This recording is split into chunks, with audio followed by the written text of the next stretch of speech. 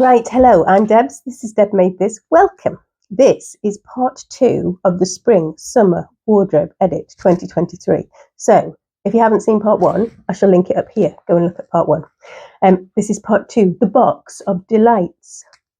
I should apologise in advance. I am full of allergy. I need to get this recorded because these clothes have been in the dining room for about 10 days now and they need to go. I need to sort and tidy, so it has to happen. There may be a dog mooching about, or he's got a lick mat thing, so if you can hear that in the background, I'm very sorry if that's a disturbing noise. My plan is to take you through the things when I opened the Spring Summer box that made me ooh with delight. Hence the name, you see. So I'm going to try and follow the same format as I did last time, which is that I'll insert a twirl, which will be inside. I'm sorry, I was going to try and do some outside ones, but not going to happen today. So we'll do inside twirls. And if you need close-ups of anything or you want to know information about anything, obviously, as always, just ask. Everything, the links to everything I talk about will be down below. Obviously, quite a lot of these fabrics are older now, so I won't try and link the fabrics. But if I know the brand and the maker and designer and all that, I'll try and put that in.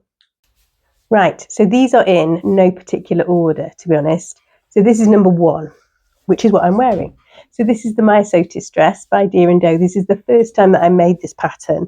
I'm not quite sure why I haven't made any more, to be honest. I will do the twirl, obviously, but this is in a Ruby Star. I always get my rifle papers and my Ruby Stars mixed up. This is a Ruby Star Society print by Sarah Watts.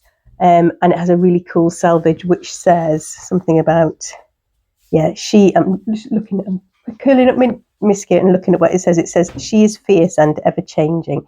So this is called Tiger Flight, and it has metallic accents with moons and butterflies and like cranes and and I like it very much. It's obviously a quilting cotton, but it's a Ruby Star quilting cotton, so it's not too beefy. And I think it works really well for this dress. And because it's kind of a panel print, the skirt, as you'll see in the twirl, has enabled me to keep it intact. Now, I only had 2 meters of this fabric and it was narrow. So I was quite pleased that I managed to get everything out of it. I think I did. I think I made ties. I made ties to draw it in at the waist, and then I didn't attach them because I found them the other day and I was like, oh, what are these from? So that's this. So this is definitely both the fabric and the pattern combined. So quite a lot of these are the fabric, and when I see the fabric, I have an incredible rush of joy. And then when I put on the garment and I've got the pairing right, do you know that when you sometimes you have a beautiful fabric, if you don't get quite the pattern for it, you kind of feel that you've not got it quite right. So so some of those fabrics are worth holding on to, I think, to get this sorted. The other thing to say is that although these were ironed 10 days ago, I haven't re-ironed them because I love you, but I don't love you that much. So some of them are slightly crumply. Now, I do have a new steamer, but I'm not going to get distracted on that, but I will tell you about that in another video, and if I forget, somebody remind me. Number 2 are my Darling Rangers dresses. So it's probably number 2 and number 3, really, because they are 2 very different dresses. So again, I will put the twirls in. This is made from an Atelier Brunette double gauze with the embroidered little gold dots on, not to be confused with some of the double gauzes that were floating about a couple of years ago that had a printed gold dot on. This is not the same at all. And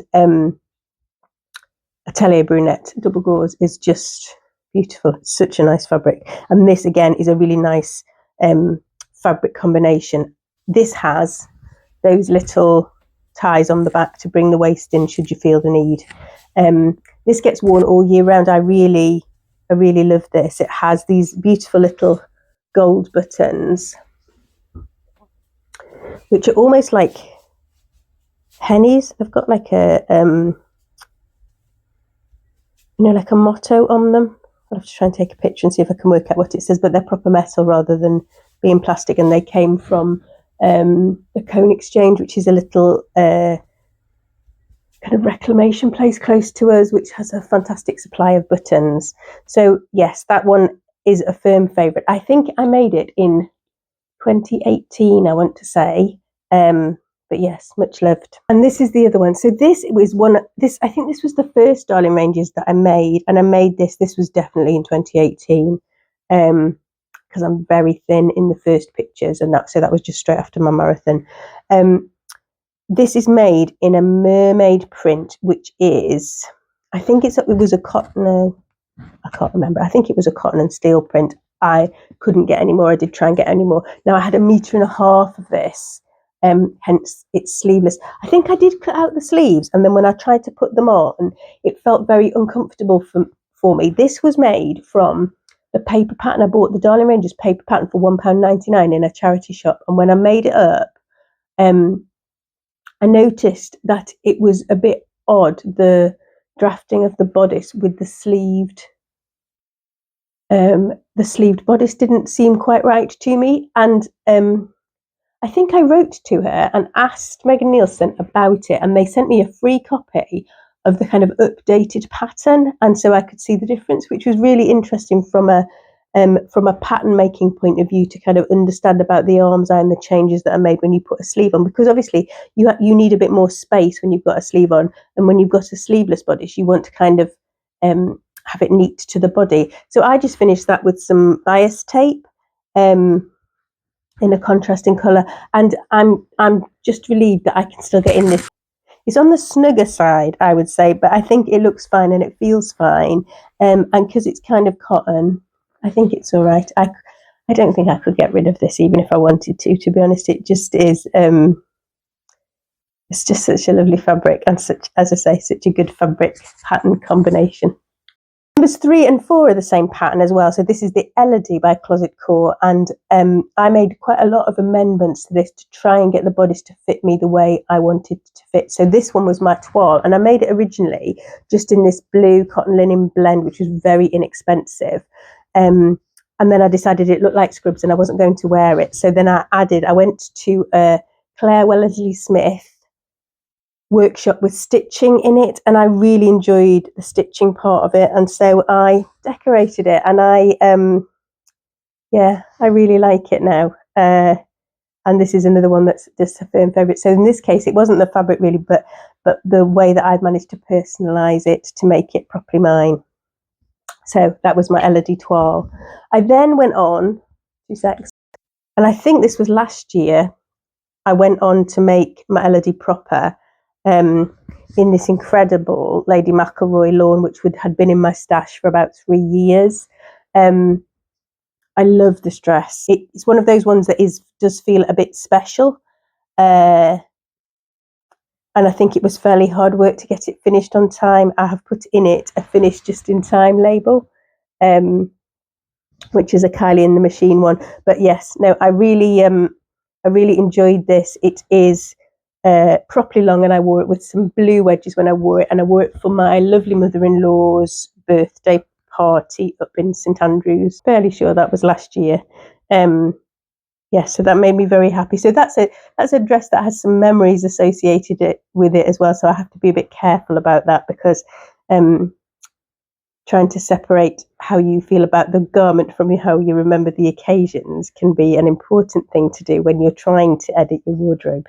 Pipa dress by Fibre Mood. Now this was made in 21, I think either 20 or 21, from this cotton fabric. Now this is a cotton poplin, but I do in my stash have a Liberty Tana Lawn in the same print. So this print, I believe, is called Small Susanna.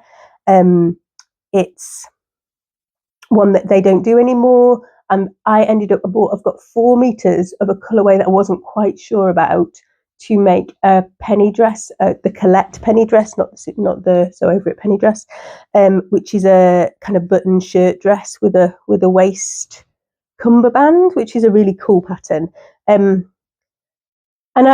I'm just not quite sure why that hasn't happened. Anyway, so when I saw this, I was kind of in 2 minds, because I was like, oh, is it a knockoff print? And should I actually be buying it? But it was just so lovely, I couldn't not. So I made this, and I have worn it. It is very fitted around the bodice, and it has a side an invisible side zip, which is not my favourite way of having things closed, but it does sit very beautifully. It has these incredible pleats again, me and the Fibre Mood pleats, hey. And it is a lovely, lovely dress, and the fabric is just delicious, just delicious. Number 5 is the Spring Jumpsuit by So Love Patterns. Now this is made in a wide width cotton sateen. I can't remember. I think it's a Ruby Star again, isn't it? Somebody will know, won't you? I have another version of this as well. I've got this in a different print in cream, which I'm supposed to be making a shirt with, but I keep not, probably because I think it wants to be something else, but I need to dig that out actually. This is lovely to wear. This has been worn loads. I've worn this to all sorts of things.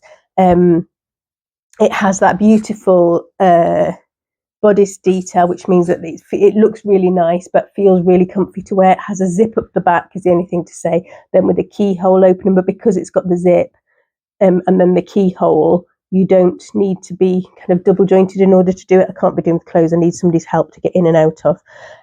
Yes, so it is, the colours are beautiful, the print is beautiful, and it fits me. So I really enjoy that one. I have made a winter version of this with long sleeves and copper coloured buttons that I wore for Christmas one year, which I love just as much actually. Now the next is the Roscoe blouse. Now I resisted buying this pattern for, I don't know, since I've been watching it since it came out, and I did not buy it because I was like, I do not need that. I don't need it. I've got so many other similar patterns. And in the end, I think they must have had a sale on, and I succumbed. Oh, it's losing its label a little bit, actually, that one. And I had this incredible art gallery rayon, which was just so pretty. And this is exactly what it wanted to be. So I did size down this pattern. I can't remember. I would have to go and look in my notebook. But I did size down. But what I did was made sure that I kept the sleeve and the cuff at my original size. But there is a lot of volume in this pattern. But I think when you've got a beautiful quality rayon like that, I think it is... it's not a problem, is it? So when I'd made this, I did go on to make a Roscoe dress, and that just didn't make the cut because I thought this video would be long enough. But I have a Roscoe dress that I made, and I put a casing for a tie at the waist to kind of bring it in, and that's really pretty too. But yeah, this is, again, the fabric is probably what wins this one for me.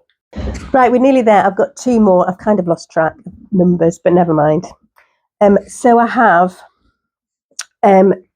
this is a French pattern company called Mimoir, Mimoi patterns. And I've made quite a lot of theirs. When I was really poorly in 2019, I sewed her patterns in French in a way that really occupied a lot of my very anxious brain. And so I couldn't kind of mither about anything else other than translating things from French to English and working out all the sewing terms, which sometimes are not very straightforward. So this is made in a beautiful Liberty Tana lawn, and I spent a long time trying to get the perfect fit, and I don't think I've quite managed it actually. So this one is interesting to me because I still love it, even though I don't think I've got it quite right. The print is the fabric is just so beautiful, and to wear it's very cool, so it's really good on a really hot day. I've ended up adding a snap because I think there's a little bit of a risk of gaping at the front neckline, but her patterns always have really nice finishing. My main problem with them has been historically that she just drafts. They're a bit big across the shoulder for the sizes, and that's kind of the opposite of problem that I have with everybody else. Everybody else is normally, I don't quite have enough room across the shoulder for my bust size, but with her, I always have too much room, and I ended up having to take it in because they always end up kind of falling off my shoulder, and it looks a bit untidy, and I always look, sorry, gabbling. I always think it looks better if things fit you properly on a shoulder seam. But there you go. So there's that one. We're nearly there. This one is difficult to show you on the hanger, but this is... which is why I'm putting in the twirls, I suppose, isn't it? This is the Stitch Witch Tudor Blouse hack with the tie front. So I made toile in a stripy cotton, which again brings me quite a lot of joy. But this incredible Rifle Paper Company print is just gorgeous, and it's probably in lots of colours that I'm probably not supposed to wear. But honestly, it's just so beautiful, and the fabric is really nice. Now, I didn't have very much fabric, which is why part of my you make two versions of this very long tie for each side. So what I've done is use a cotton lawn to face the bodice piece, which is probably better anyway, so that doesn't show through. But obviously I wanted the ties to be double-sided so that when you tie them, they still look really nice. I probably won't make any more of this version because it's quite a dressy thing, but I did think about making the original one, which is a square neckline, which I've decided is actually a neckline that is quite nice on me. So another one of those may well appear, but it's probably not going to top this one. And my final one, I actually wore this yesterday, and it never ceases to bring me joy. And this is the Hannah dress by Hand London. Sorry, next door's dogs are barking. So this is made in a cotton that came from Rainbow Fabrics, I think. But again, was probably 2-3 years ago, maybe 3 years ago now. And I spent time again to get the fit of this bodice right. They have a really good tutorial about how to get rid of gaping and how to raise the neckline if that's causing a problem. And I did mean I've got some pale blue denim. No, what's it called? The little checks. Pale blue gingham in my stash that I was supposed to kind of make another one with. And in my head originally, I was going to do a kind of mix and match with this fabric. But when it arrived, I liked it so much, I just went ahead and made this. I properly love this dress. And you see, I don't think I need another one. I would perhaps quite like to make one with the shorter sleeves. And I might do that in the gingham, but I just was a bit worried that a short-sleeved, shorter dress might look a bit kind of schoolgirly. So we'll see. I haven't quite decided about that. You can see that's still kind of whizzing through my head. And I think that's it. There are about 5 more in a pile over there that I was going to show you, but I think that's probably sufficient. So those are the things that really made me coo with delight when I opened the box and remembered that I had made these beautiful fabrics into lovely garments and that I could wear them all again this year. Let me know down below which are your favourites of those, and if you tell me your favourite summer pattern or the fabric pattern combination that brings you joy. Right, that's me. Okay, so that was part 2. Part 3 is still to come, where I'm going to talk you through the ready-to-wear items that make it through my closet edit every year, and what I can learn from those. So if that's something that interests you, press the subscribe button and then you'll be notified when one of my videos becomes live. It doesn't cost you anything, Granny Carol. And yeah, it would be really nice if you would do a like if you've enjoyed this content. And I hope that wherever you are in the world, you are finding time to rest and replenish and do some making if that's something that brings you joy. Bye bye for now. God bless.